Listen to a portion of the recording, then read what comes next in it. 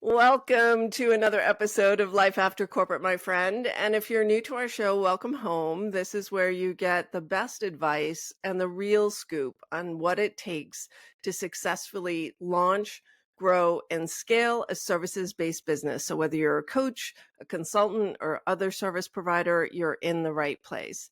And today we're talking about the holy grail of seven figures. We have with us Renee Hughes.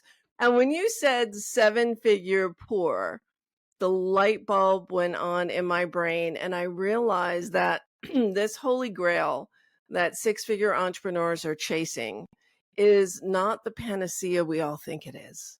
So would love Absolutely. to welcome you to Life After Corporate, Renee Hughes. Thank you. Thank you. I'm really glad to be here. I loved what you said at the beginning that you know a few people who were like, I just want to have fun. I just want to enjoy my life. And you know what we found in doing this work with the seven-figure entrepreneurs is that that's what we all really want.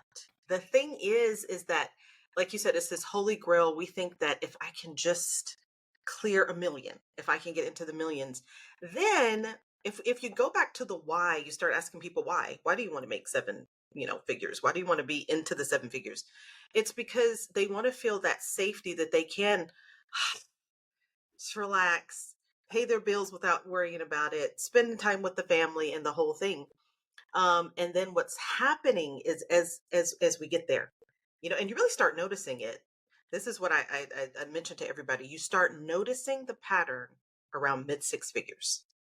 You start seeing that it's not kind of adding up the way you thought it was, right? Getting to that first six figures can be a challenge. But then as you hit that threshold and you're in mid six figures, you start realizing, hey, all right, this is great. Revenue is coming in, but I've got payroll. I may be in a different tax bracket. My expenses are exceeding all that money that's coming in, or we're right there at it. And there you are, back to living paycheck to paycheck. And without adjusting those patterns, the revenue keeps coming in, grows in some ways. Sometimes there's growth, sometimes there's scaling. And now all of a sudden you're in seven figures, but because these things didn't get fixed, you're now seven figure poor.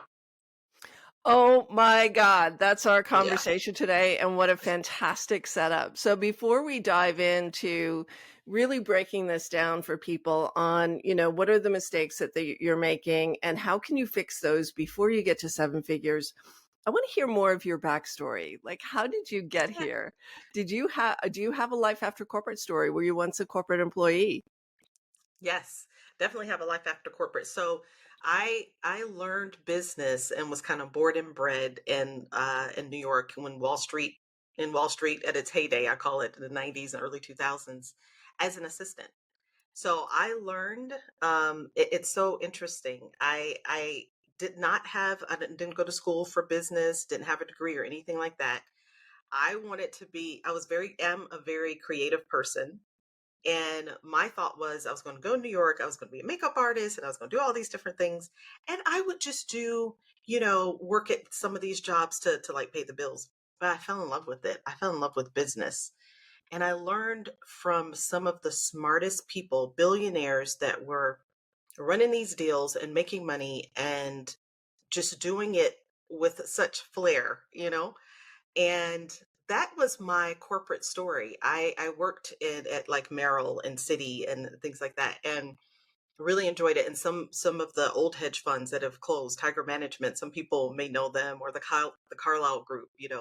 Back in the day, is where I learned everything. And so my life after corporate, my last corporate job was the Carlyle Group, and I decided, really, it was a plan that my husband and I put together. We got married in 2002. We put this plan in place in 2002 that we wanted to be on our own, being entrepreneurs, living the life, traveling, doing things together. And it took us to 2009. So from 2002 to 2009, we both left our corporate jobs behind. We have not looked back since. Wow. And the Carlyle Group became my first client. So I, let them know I was leaving. I was going to be doing contract work, and they hired me. So for a while they were like my only Yeah, client because they were a that's big how it client. works. They Yeah, were a you're big client. And I lucky, was like, right? You're lucky if I you can get was. that to happen. If your employer loves you so Hmm. much that they give you a contract to help you get your Yeah, first leg up, that's amazing. it And was amazing. is that when you went to Jamaica? Was that at the same time, the entrepreneurial No. venture? Oh, okay. Yeah, Tell us that's that. it took some time. Yeah, so I that was 2009 that happened, and I worked with them for a couple of years, and then I started working with other clients. Um, and this was, of course, in the DC area where they are, Mhm, and moved to some other places. So my husband and I do missionary work, so we move mhm, around. mm. And then it was 20, we've been in Jamaica for 8 years. So somebody else do the math, but that's what So that's when we were. 2016. Yeah, that sounds right. So yeah, that's when we came here, and yeah, we've lived all over doing the work that Mhm. we do. So this is why it was so important for us to have our own, business that we could grow and do. And we each had our own businesses. And then last year we merged those two companies and developed seven-figure profits. I love it. I love it. Yeah. So, being a missionary, you're actually a missionary in everything you do, right? Because Mhm. helping entrepreneurs not be seven-figure poor is a mission in and of itself, right? So let's Yeah. dive in and Yeah. tell us some of the mistakes that we're making. I know some of the mistakes I made this year. I might fess up to some of them in this show. Um, but what are some of the mistakes that six-figure entrepreneurs make that actually hurt them and get exacerbated and amplified when they hit seven? Yeah. So some of them is not knowing and owning their strength. They don't really know what they want. They don't know what they're good at. They're thinking, what will people pay for? And they're making their decisions around that only. And so what happens is when you get into a business model and an offer that energetically doesn't match you, it becomes exhaustion and overwhelm really quick. Your productivity is not what it could be, and it feels like just the grind. And it's really because you're not really aligned with it, versus figuring out what you love, what you really want to be doing, being willing to pivot over the years because it changes, and being willing to roll with that, being willing to go back to that question that we're all exhausted with, which is, who's your ideal client? We all hate that Mhm. question. We're like, we're so sick of that. The ideal client, the niching. The fact of the matter is, it's something that needs to be revisited regularly. Mm. Your offers, your pricing, your client, all of that, almost as if you were starting all over. You need to be examining that on a regular basis. So that's one of the mistakes. You mentioned earlier when it comes to pricing, people are struggling with their pricing because sometimes it's just, oh, I'm going to charge what I'm worth, and it's exorbitant and people don't want it and they don't have the proof or the results, that they're promising. And so then the business can tank from that, Mhm. or you may have some high revenue, but because you're not keeping the clients, you're not generating those automatic referrals, then there's the struggle for that. So you have high revenue because of what you're charging, but because you're not getting the results, then it's not turning over. You So got a that's leaky another one. bucket. Yeah. Yeah. You are singing Yeah. from my hymnal. We are singing from the same hymnal, girl. Um, Yes. so yeah, because on the product development side, so I come from product development in my corporate background, right? In the services side. So we're not static and we don't live in a static world. So it's not like your ideal client is one and done. Your ideal client is like a journey. You're always discovering they're evolving and changing. You're evolving and changing. The world outside is evolving and changing. So really, and today I was prepping for, because right after this interview, we have my Impact Builders group and we're doing our annual review.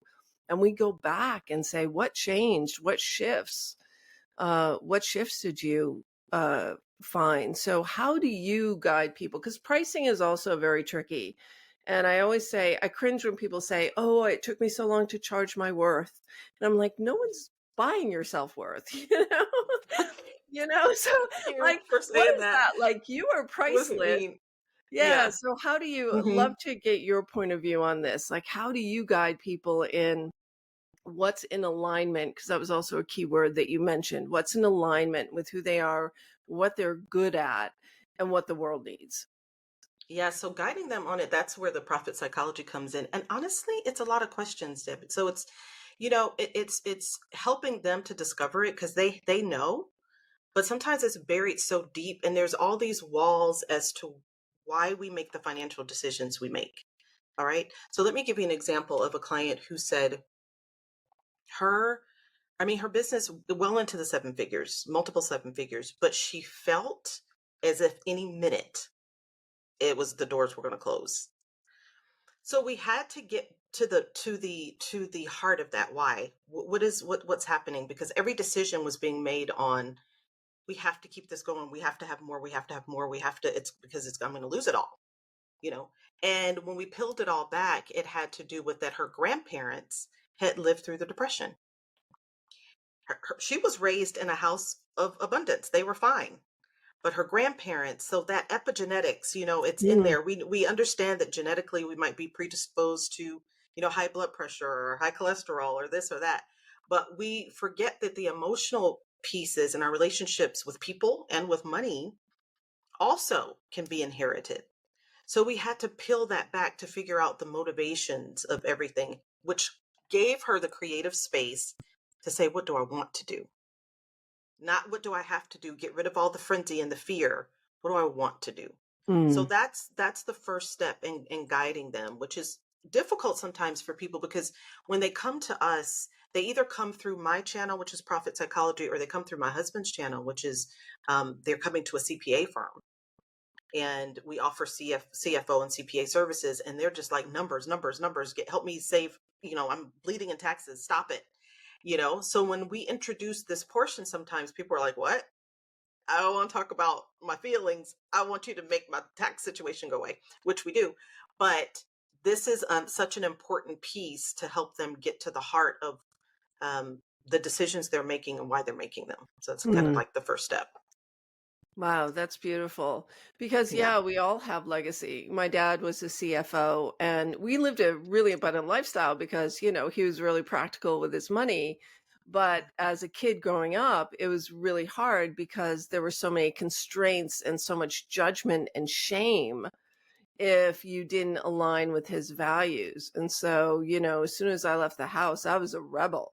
And then I was on the phone like, Dad, back in the day when we had phone bills and, Hmm. here I am, a 20 something living on my own, like that. And I got a boyfriend in California and I'm living in Connecticut. Dad, I got a $400 phone bill I can't pay. Help me. You know, and then the shame that I felt around that too, because Hmm. it was never easy to ask him for money. So I was a complete rebel. So you can go either way, right? So you Yeah, can either absolutely. absorb or you can rebel against those Hmm. conditioning. But That's true. But either absolutely, way, that's whether you absorb or you rebel, it's coming from that same space. exactly, It's the reason why you're doing it.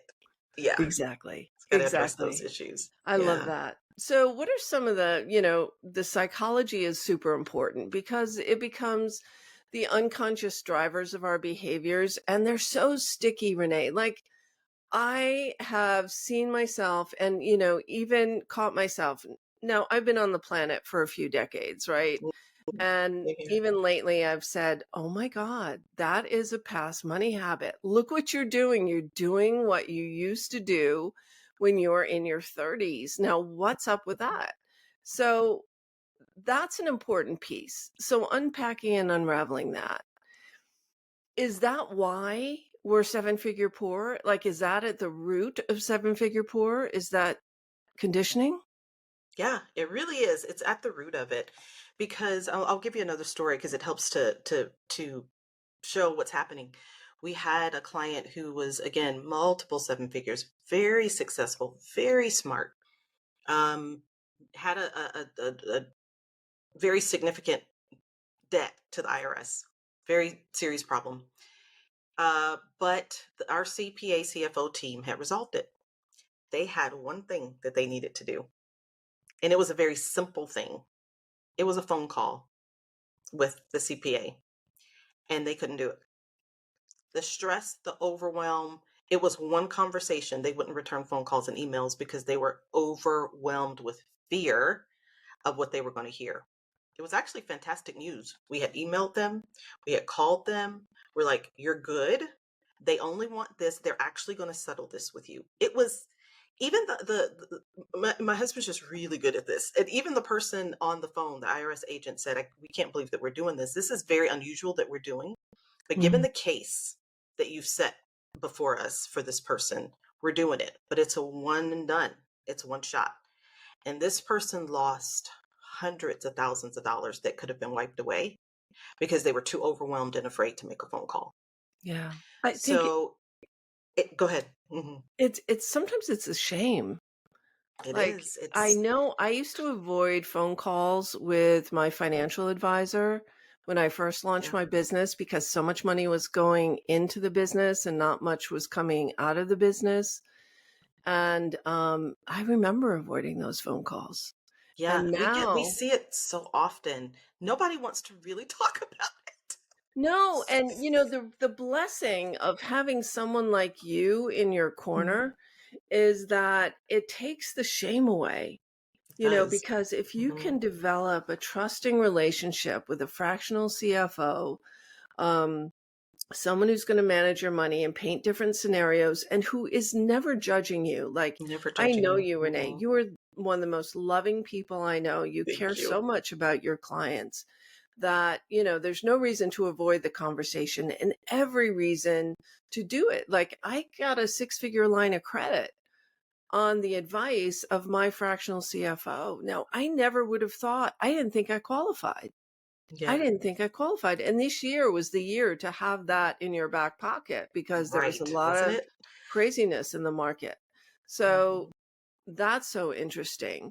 So you don't want to, so moving through the shame and the historical conditioning, what are some of Hmm. the other things? Let's talk about profitability and products, Hmm. because I know people just slap prices on things without looking at what it actually costs to deliver.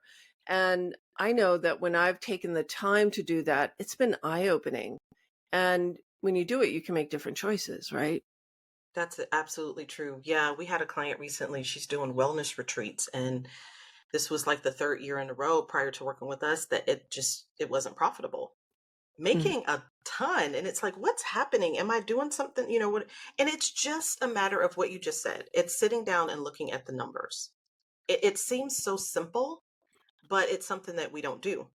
You have to take a look at what does it cost to make this product or to give this service. So sometimes it's service based, and so we're thinking, oh, I don't know how to. I know, like a product, I know all the ingredients and what it's going to take to make it, and all these things, but we're not taking into consideration our education, what it took for us to learn to do that.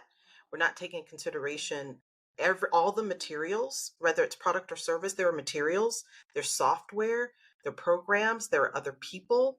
These are all expertise that allow you to give a phenomenal product or a phenomenal service at the level that you want to provide and what your clients need. They want a good quality. People are looking for meaty services and products. They want something that really works. Everybody's been burned by, investing in things that don't work. So they want something that works. To create something that works cost money. And you have to look at what all am I putting into it? And money is not the only resource. How much time are you putting into it? Because see, the time you put into this, you can't put into your marketing or another client or another offering or getting more clients in a speaking gig and travel. You can't do that because you're doing this. So you have to include all of those things when you're figuring out what is the profit level. What's that number need to be? What's that percentage above? Like, this is what it cost me to put this on. Now it only makes sense. I've got to go above that because breaking even is not having a business. You need to be profitable. And one of the other things that we run across a lot there, especially in the wellness industry, I have a lot of clients who are in the wellness industry, and there's this guilt around, I don't want to outprice myself. I don't want to go too far because I don't want, this is not about money. But here's the thing, if you are out of business, you can't serve these people. Right. People who need you, people who are going to be dramatically impacted by what you do, right? You're not there for them because you didn't want to go above in order to make your service or your product profitable. Yeah, that's so important because, it's Yeah. so tempting to think, oh, if I had 5 clients at $5,000, that'd be 25,000. And it only takes me, 5 hours to deliver that service. So I feel really good about that hourly rate. Mhm. But it's not that. It's that, you have a graphic designer who made the graphics so that you could market that. You took time to market it. Maybe you had a team member on that call when you were doing that webinar or workshop. Heck, you're paying for Zoom, and the professional level of Zoom and all the other software, your CRM and all of your overhead. It's so amazing how it racks up. I mean, I did it. My financial advisor forced me, right? Forced me. Said, Be Deb, you got to do, forceful. right. You have to go do a profitability analysis. And, Yes. and then I did what I thought it was. And then she says, but what about this? What about this? What about this? What about this? Hmm. And, and how much do you want to make? And the problem, and there's something that fractional, um, accountants do that or don't do that leaves a false sense of profitability. And I discovered this a couple of years ago because I thought, if I'm profitable, why am I so broke? And it's Mm. because at that point, I was only paying myself on payroll like $50,000, but I'm Mm. taking like another 100 out of the business, and that's out of profit. So on paper, you might look like you've got 25% profits, but if that's what you're using for your owner's draw to pay yourself because you're not on the payroll, then guess what? You're at break even. You're break even. And it feels terrible. It's such an emotional thing to be running these powerful businesses and you're seeing these numbers come in and to realize, yeah, I'm breaking even. Not to mention when it comes time to pay taxes, a lot of people are in the wrong structure. And so they're missing all of the things that they could use by being an S corp or by being a C corp. They don't know when it's time to move over. They don't know how to hire their family members. They don't know how to allocate funds so that this is something that the wealthy do all the time. They're all legal strategies, but so many people don't know these legal strategies to help them to really genuinely be profitable. And yeah, Can you paying share a yourself is couple with us? Can you? I'm not the person to share really because my Mhm, husband's the CPA, but mhm. I'm just going by years of hearing him talk about it. But Yeah. one of the strategies that I hear him talk about a lot is just a super simple one. And Mhm, it's like, for example, if you have maybe loved ones that you're caring for, your children, elderly mhm, parents, why not wrap them into the business in some kind of way?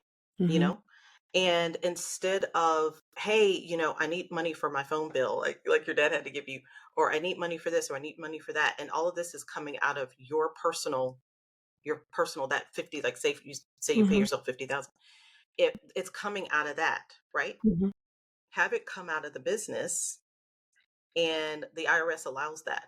And I think he says that it has to be reasonable, and there's another word. There's three things that the IRS looks for. mhm, But you guys talk to your CFOs and your mhm, TPAs about this because they can tell you exactly how to do it, mhm, and it is a dramatic improvement. It's just having them do something simple as send some emails for you, or something, even if it's somebody older person, like my husband's mom. She does it. Of course, she's still working and very vital and all that kind of thing, but she does things for us and we do things for her. So it's and so she's able to use this strategy with her adult children. mhm, So it's really really interesting, the little things that can be done to help you to genuinely be profitable just by using your funds in a smart way and mhm, keeping the personal and keeping the business. This is something I struggle with. My husband's mhm, always like, you can't dip into your personal and your business. You can't, how does he call it? Commingle is what it's called. commingle, right. Commingle. You can't commingle those. It has to be separate. And when you really get that down and start doing the things that our CFOs are telling us to do, and you're like, I don't want to do it like that. But it makes a dramatic impact on your bottom line at the end of the year.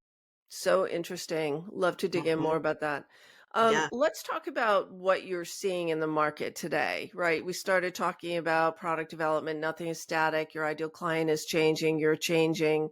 What are some of the trends and opportunities or gaps that you're seeing in the work you're doing with clients? What are some of the hidden opportunities, perhaps, that people could start paying attention to?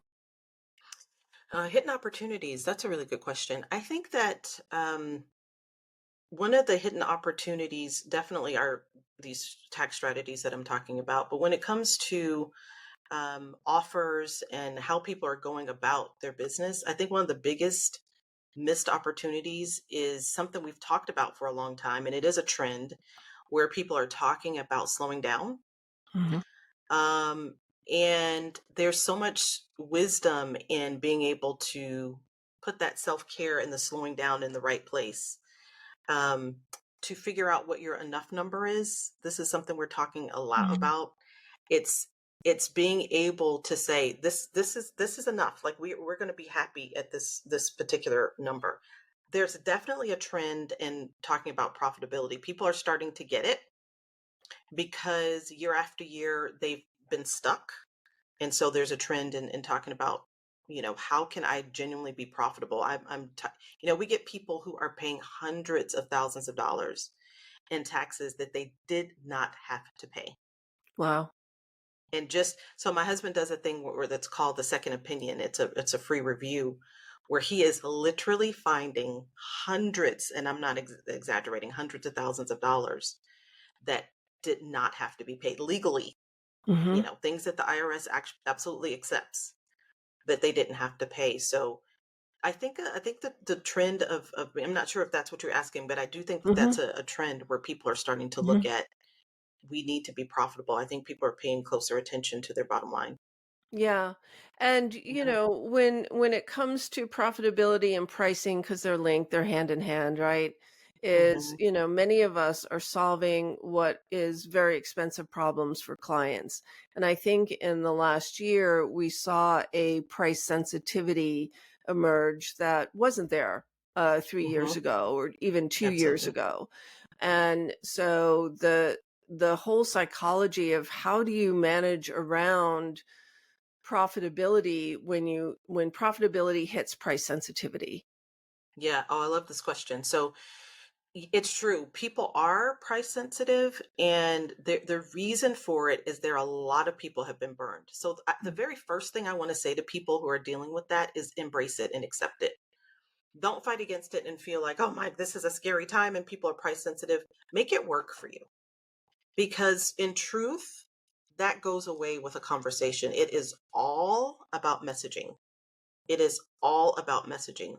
When you can convey to people exactly what it is that you do, and you mentioned that we're solving expensive problems, they need to see that. They Mhm. need to see exactly what this is saving them on paper. You know, if if you're if you're just selling energy work and you say, okay, I'm going to help you to, deal with, burnout or whatever it is, people need to see on paper, what does that mean? They need to know exactly in real everyday terms what the result is going to be. That is going to be, and we've seen that in this price sensitive time period. It is taking us longer to close our high ticket, top tier clients, Mhm. and that's okay. But they are still saying yes because we can demonstrate this is exactly what you can expect to get back. You know Yeah. what I mean? So if you can have those conversations with people confidently, energetically accept that they're concerned. Yeah. Accept that when you say, hey, this is going to be 5 grand a month, or this is going to be a 20 grand project, accept how that may land on them. Mhm. And instead of fighting against that, if we lean into it and embrace it and Mhm. speak to them as if we already know that that's the case, that they're going to be like, I'm not doing that again. Because they've spent 20, $30,000 and they've Yeah. seen nothing. Yeah. So I've had so speak many to of them those about that. conversations Yeah. in the past year, and Hmm. my heart breaks. It really does. It's Because heartbreaking. Yeah, really good business coaches, advisors like you and I. I mean, we stay up late at night sweating out like how can we deliver greater value in a shorter amount of time. Like Mhm. it was amazing. I'm always tuning the dial to figure out how can we have a greater return because there's a cost of inaction. And I think people forget that the longer you delay in getting help and the longer you decide to stay on the struggle bus, as some of my friends like to say, um, there's a cost to that.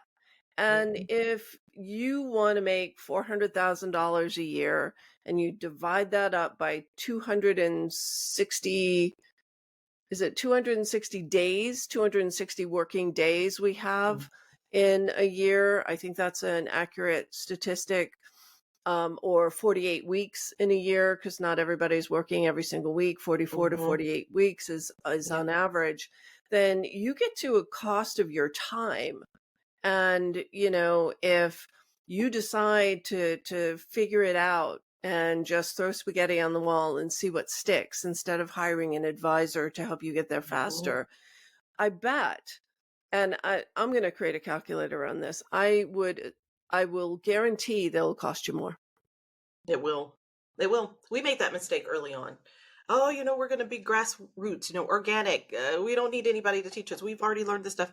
You I feel like even when you get really good at what you do, listen, part of what I do, this is not one of the things that we promote, but I've spent years in the messaging positioning space, really good at it. I have to have somebody else Yes. that works on my messaging and positioning. So this is what we have to understand. We need each other. We thrive together. You need these professionals in your life.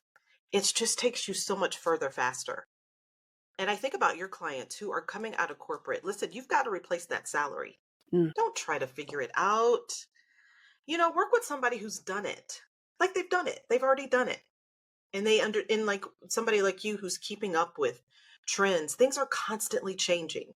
Do you really want to be the person that's figuring that out every day, or do you want to stick to the thing that you really love?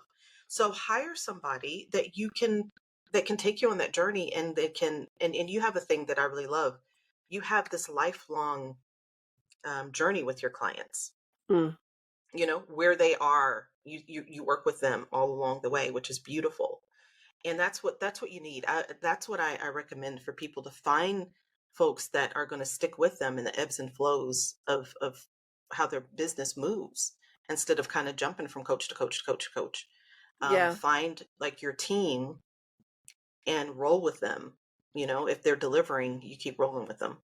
Yeah, there is a cost of switching. And it's so funny. It's so tempting whenever a new problem emerges to just throw some money at it. I did this last Yeah, night. It wasn't a lot of money, but there yeah. is this coach that I really respect who I've thought about working with in the past. And Hmm. he had a 2-hour workshop that promised, I'm not going to say what it is because people know who he Yeah, is.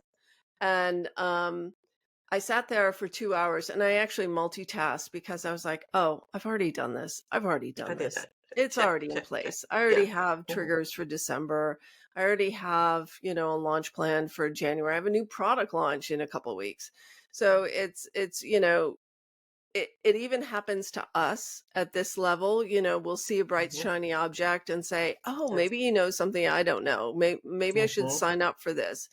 But I love what you said about finding someone. And on average, I'll work with a coach for maybe 2 or 3 years, or then I'll Hmm. work for 2 years. I'll take a gap year, and then I find myself back in the same place again, because Yeah. it is that trusted advisor relationship that, Hmm. and there's benefit to people understanding you, getting to know you, knowing your business model, Business. and they can make really precise recommendations. So I love that. Renee, Hmm. I love spending time with you. I could spend Same another here. hour having a conversation with you. And just to plug our LinkedIn show, Renee Yeah. and I are part of a foursome called Entrepreneurs Unfiltered. We go live on LinkedIn almost every Tuesday except holidays. So we'll be live. This is a Tuesday, so we'll be live later this afternoon. And come on in. It's just a conversation like this every single week with really smart, accomplished women entrepreneurs. And we'd love to have you tune in. Renee, thank you so much. How do people get in Thank touch with you. you? How do they follow up with you? Do you have anything that would be helpful for them? Yeah, the best way to reach me is on LinkedIn. That's kind of where I hang out. So being there today at 2 is great. Renee Hughes Coach on LinkedIn. You can DM me. There's everything that you need to get in contact with me is right there. Sounds great. Thank you so much for Yeah. sharing your wisdom with our Life After Corporate community. Thank you for having me. Loved it. All right. That's it for now, my friends. Be smart. Don't be seven-figure poor. Be profitable from the start. And if you need help figuring that out, contact Renee. If you already know that there are triggers from your past that are influencing your money decisions today, don't wait.